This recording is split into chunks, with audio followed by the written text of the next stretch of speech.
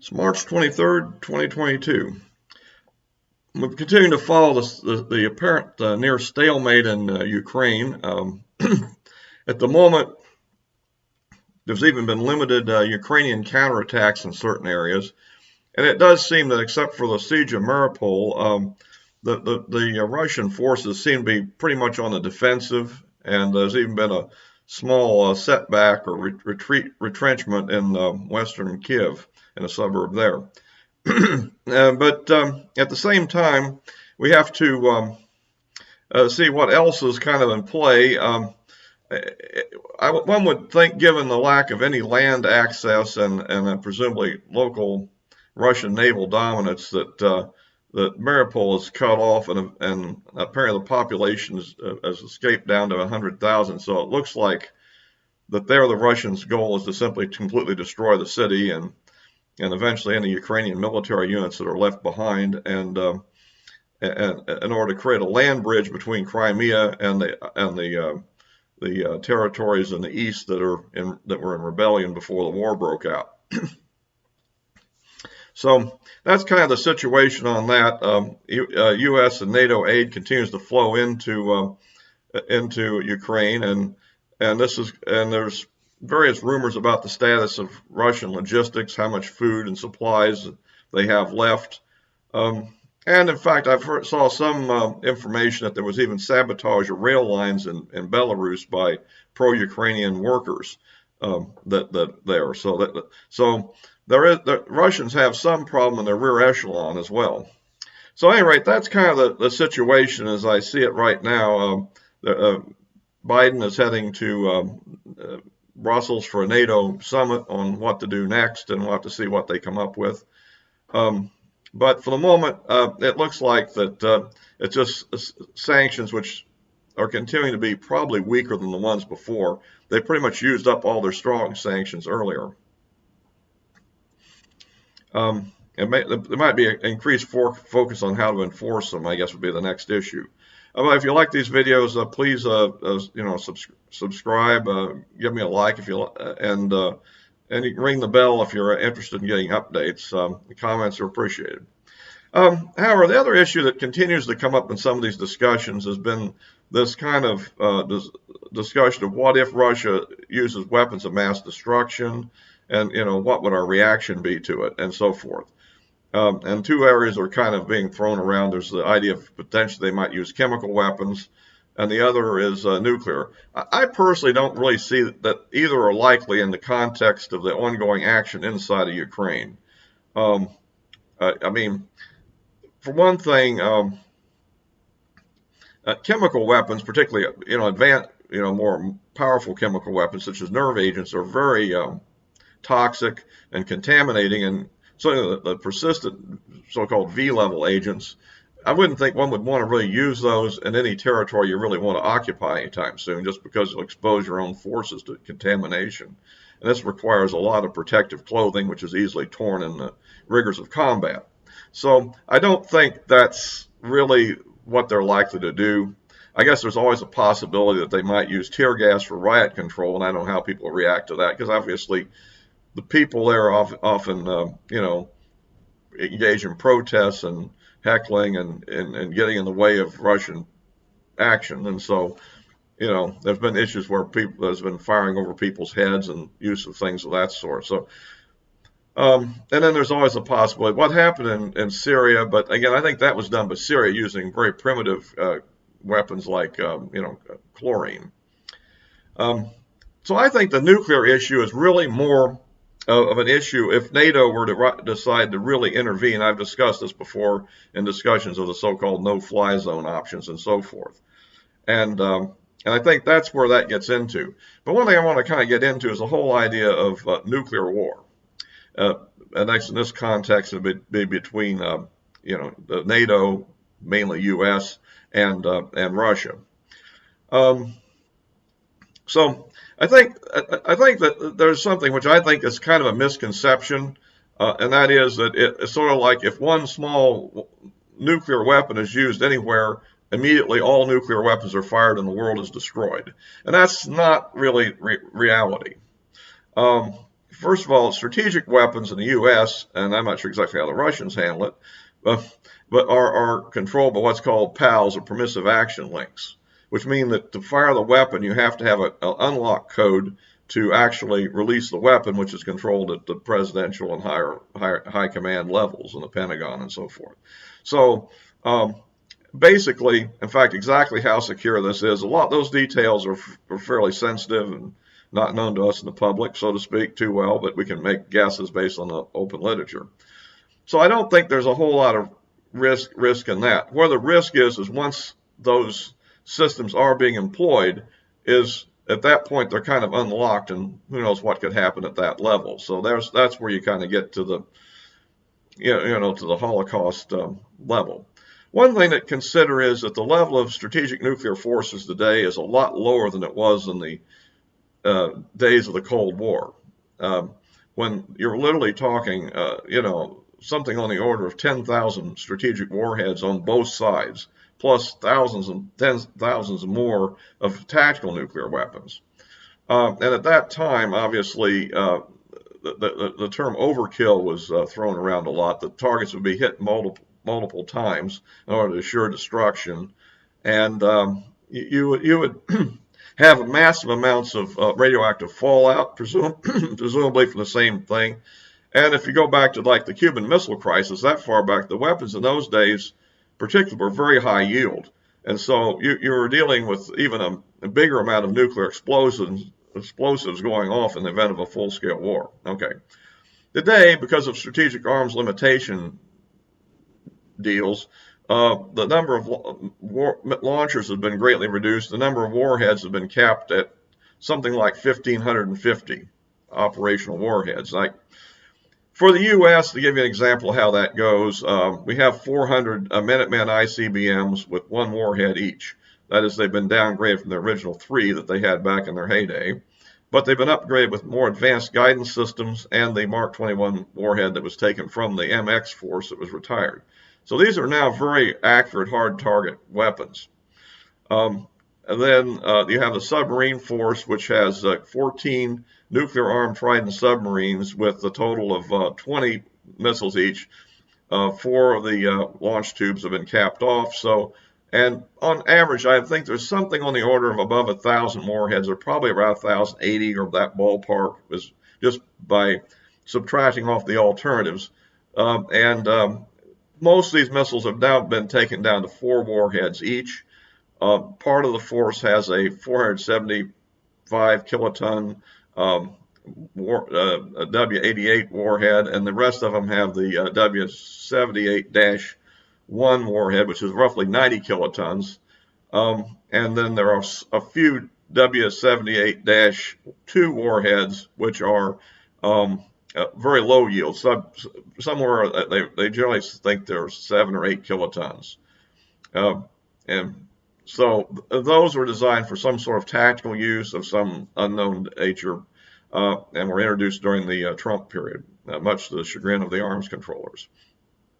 Okay, and then we have strategic bombers, which we have something like 44, I think, operational B-52Hs and about 16 operational B-2s. There's also 4 others, I presume, are probably training units and stuff, I guess. Mostly based at Whiteman Air Force Base. So, and those planes can carry up to 16 bombs each. However, in a nuclear as far as I can tell, checking around, we retired our short-range attack missiles many years ago, and so, and I don't see any evidence that they've actually been qualified for cruise missiles. So in reality, they would be using the gravity bombs, and the problem there is, although you could carry up to 16 as a practical implementation, if you're going to fly from here to Russia and penetrate airspace, dodge all air defenses, and deliver the weapons accuracy on primary targets, it's unlikely you would really carry that many, I would think, simply because you don't have the fuel to deploy them effectively, unless they were all to be deployed in a very concentrated area or something of that sort. So that kind of gives you an idea of what we have. And the key thing there is, of course, although it gives you the number 1550, an airplane counts as 1 warhead each. That's part of the counting rules that they came up with.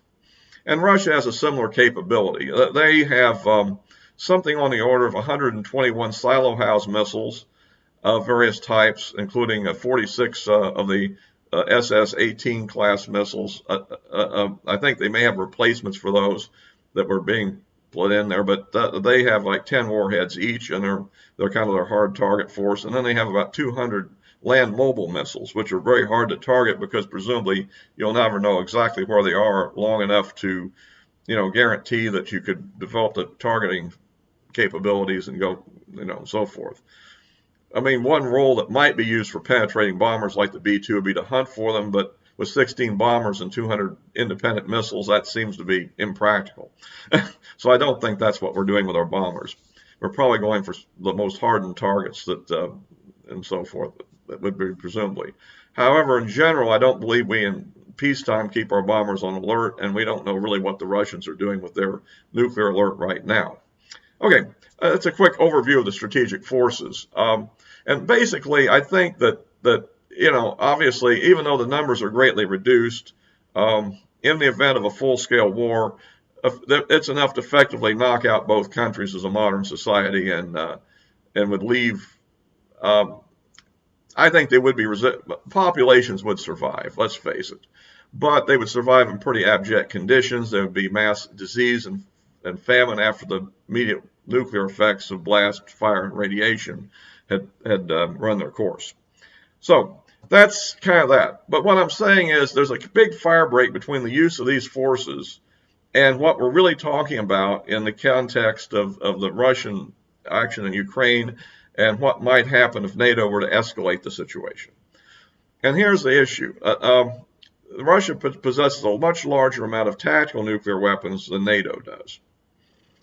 And they didn't get rid of all theirs. We pretty much got rid of those thousands of tactical weapons we had. And now we pretty much, from what I can tell from open sources, are reduced to B-61 gravity bombs, which are deployed in NATO, and they're also deployed with U.S. forces, obviously, stateside, and so forth. And these are very effective variable yield nuclear weapons that are delivered by fighter or bomber aircraft, okay? And the problem I see is the Russians, on the other hand, are still using short-range tactical missiles to deliver nuclear weapons, and air-launched cruise missiles, and this hypersonic missile that was recently tested a couple of times in Ukraine. And I think, by the way, all this, why did they use the hypersonic missile? Well, one thing is that what they were shooting at might have been protected by the remaining Ukrainian air defenses, and they apparently have shot down Russian cruise missiles with them. On various attacks. We've heard those claims anyhow. And the other thing is they probably just want to do an operational demonstration of its capability, because it can go in either with a conventional or nuclear warhead. And we don't know exactly how many of those they have in their inventory, and I presume a significant number of those that in the inventory are nuclear. And the way I see this is that as I mentioned before, the real power that NATO can bring to bear initially in any kind of introduction of their NATO forces into combat with Russia and Ukraine would be air power. I mean, there's no doubt that our fifth generation airplanes are quite above anything Russia has right now, other than their one Su-57 or something. So they don't really have enough of those to be a significant force. And so, in air-to-air combat, eventually we would presumably prevail against the Russian Air Force if we deploy enough of our capability over there, which I don't think is really there yet. I think we have more of a defensive capability in eastern NATO areas like Poland and the Baltic states and Romania and so forth. Okay, so the point I'm saying is why I think that the general comments on TV are more wishful thinking than reality is. That if we really got into this, and if we really were going after Russia in a major way in the air, I think that these hypersonic missiles could be launched and used to destroy air bases. And the problem strategically with this is that although we have this nice little, Article 5 and attack against one is attack against all and all that other, that's very good in theory before you really get into actually dealing with nuclear attacks. But when it comes really down to it, there's human emotions called fear. Fear.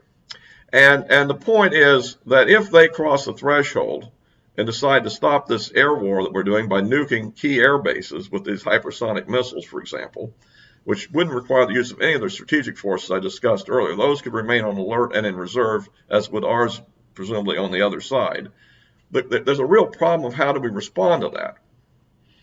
Of course, we would have bases left. Presumably, they wouldn't want to launch attacks on either France or Britain because France has independent nuclear strategic capabilities.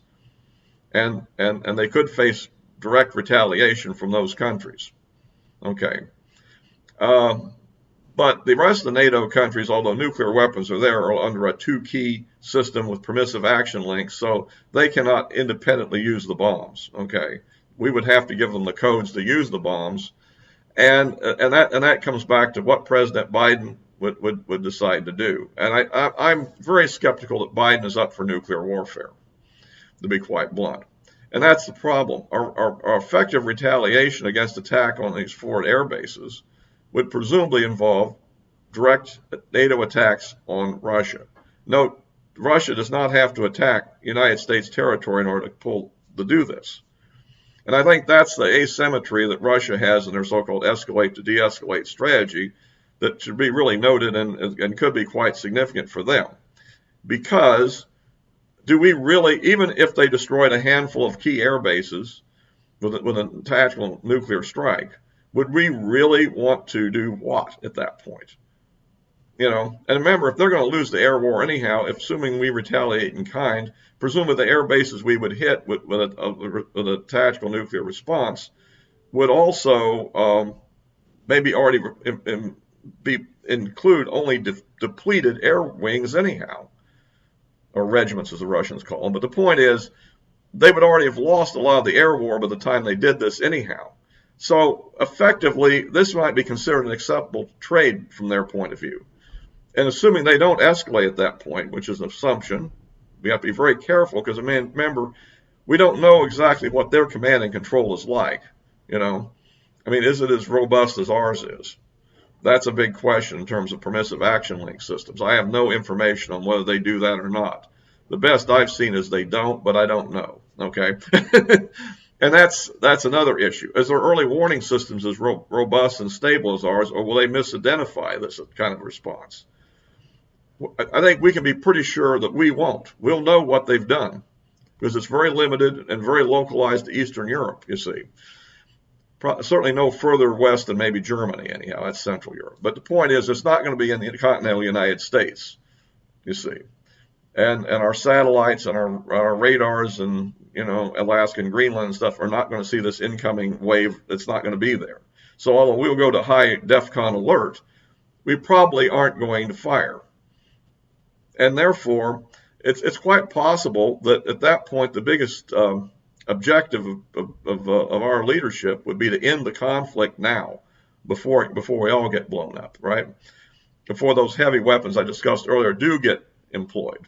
And that's why I think that there is a real risk that if we press Russia too far, it could go nuclear in that sense. And that's the sense I think it would go in. And there's no guarantee it would be limited, but there's certainly no guarantee it would be escalatory either at that point. Because I don't think we have very good options. I mean, the one thing we could do, we could use cruise missiles fired from strategic bombers. Or we could use, I mentioned those Tridents with the W-87-2 warheads, those low yield ones. But that has a big risk because there you're going to have ballistic missiles coming into Russia.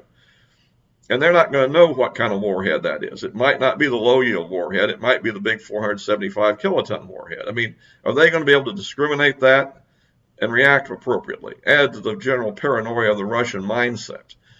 So I just want to kind of run through what I think about the nuclear war subject that's been discussed.